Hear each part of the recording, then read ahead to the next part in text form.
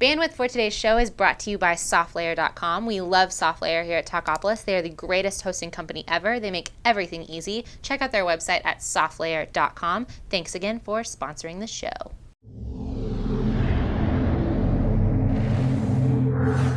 Hi, we're back with Mike and Valerie at the Nashville Health, Fitness and Beauty Roundup. We're going to be talking about structuring your workout in this segment. We've got one viewer question. Let's start off with that. What is the right level of exhaustion for someone just starting to run, and how would they know when to switch to like a cool down or maybe start walking? So we got a beginning runner, starts feeling kind of, heavy chested, maybe breathless. How should they handle that? Should they stop? Should they start just maybe walk? Or? That's when the cool down starts. That's when the cool down starts. Always, you got to do on how you feel on your rate of Perceived exertion? Thank you. Yes. And so if you start feeling like you had too much, that's when you need to back off. Okay. Right. So on level 1 to 10, when would you start back and you start feeling like? For beginners, 6, 7. Okay.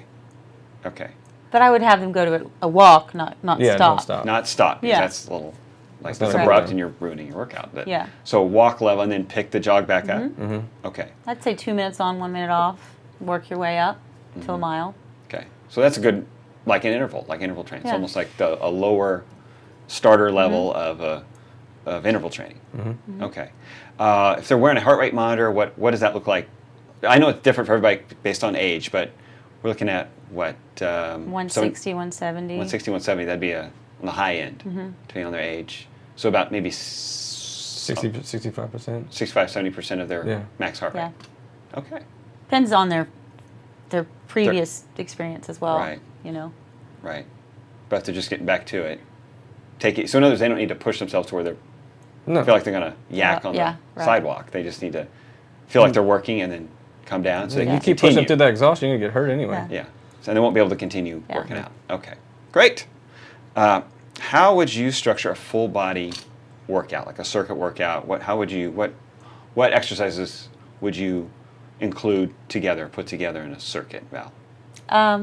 I'm always going to start with the big muscle groups first, the back, and then I'm going to do a couple, maybe pull-ups, and then some rows, and then we'll do a leg, and then we'll do an ab, and then we'll jump on the treadmill or do some high impact, and then repeat that, and then go to the next muscle group, chest, and then work on down, and then depending on time, we'll hit those little muscles at the end if we have time at the end. But if you're working those big muscles, you're working those little muscles as well. Right. So They're included in the movement. They're included. Yeah. So you want to go get those big ones first, and then if there's time left over, you just really want to work on your triceps extra. We may do some extra tricep work or whatnot. Focal points. So, okay. It's like, Mike? well, I like kind of doing the opposing muscle groups, like do chest and back, legs, shoulders, bis and tris. So Okay. always, stack them back and forth. That way, your one gets a rest, you can still work the other. Okay. And then toward the end, like she said, full body exercises, things that gets everything involved. Okay. Thinking the pace is high, obviously. Exactly. So you include you mentioned on the treadmill, so like an active rest period. If they need it, it's not always mandatory, but Well, you. mine's not an active rest. Mine's a 85 to 90% of your max heart rate when you're jumping on there. Great. In between your weights. Gotcha. Okay. And so if it's weights only, you would keep them just keep changing muscle groups so that while one's resting, Right. the others are working, and so that allows you to keep moving without having to stop and let them rest unless their heart rate gets too high. Exactly. Yeah. Okay, great. And so you guys being personal trainers, working with someone one-on-one, you would judge that. I mean, that's your job to make sure they're not going beyond that point of. Yeah. How far can each person go? Everybody's threshold is so different. So one person be able to fly from exercise to exercise to exercise and be completely fine, especially my runners. Right. And then some people, it may take the whole hour to do 2 circuits. So you got to watch your people and watch. They get white in the face. That's a good clue. Lightheaded. Yeah.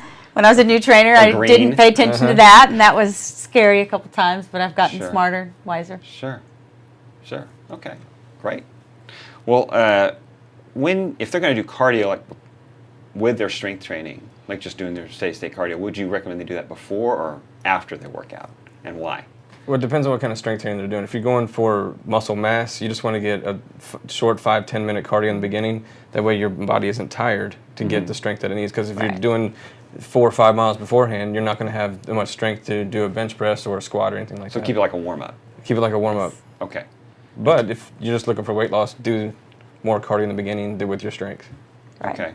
And I think to add to that again, the cardio before kind of energizes you a little bit. If you're feeling sluggish, there's nothing like just getting on a treadmill, getting your heart pumping and moving, and you just feel a little more energized and ready to lift. Okay.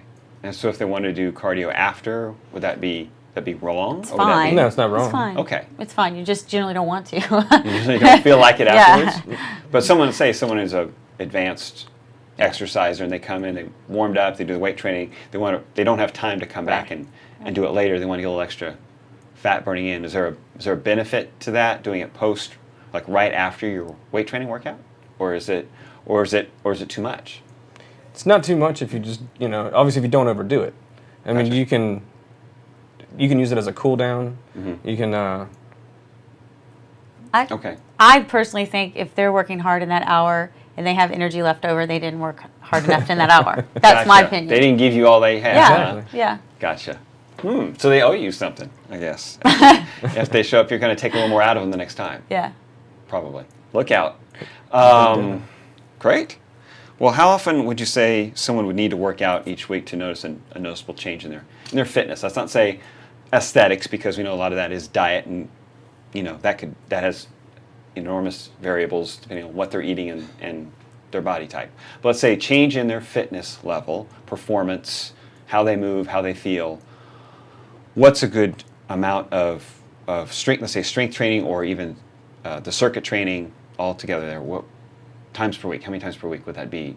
Most people to see a change. at least 2 to 4 times a week. 2 to 4 Yeah. times a week. I agree with that. Okay. Any less than 2, you're just getting all that rest and then trying to get it back in. Gotcha. You don't really get the build on that last one. Gotcha. So 2 to 4 times a week. If a beginner came into you, you always get the question, when is this? When am I going to see my abs? Or when am I going to? How long will it take me to lose 10 pounds? And of course, that's a variable. But as far as fitness goes, if someone were to come in untrained, how soon would you think they start noticing? If they came to you 2 to 4 times a week, how soon would they start noticing changes in their fitness level, how they move, how they feel? Like a 4 week, 8 weeks, just in general. In that first month, I think. Yeah, I was going to say in 4 weeks. Within 4 Yeah. weeks. That's great. Mm-hmm. That's like Already most see people things think. tightening up and Right. shifting and moving in all the right places. Shifting. Once the initial soreness goes away and you're ready to Yeah. get back in there. And then you can push a little harder. Push harder. Gotcha. Great. Well, thanks for joining us, guys. And if you want to hear your questions answered by our expert panels of personal trainers, just post them to our Facebook page at talkapolis.com, Fitness and Beauty Roundup. Again, thanks, guys, for joining us. And we'll have you back. Great. Thanks. Talkapolis, the social media TV network for your city.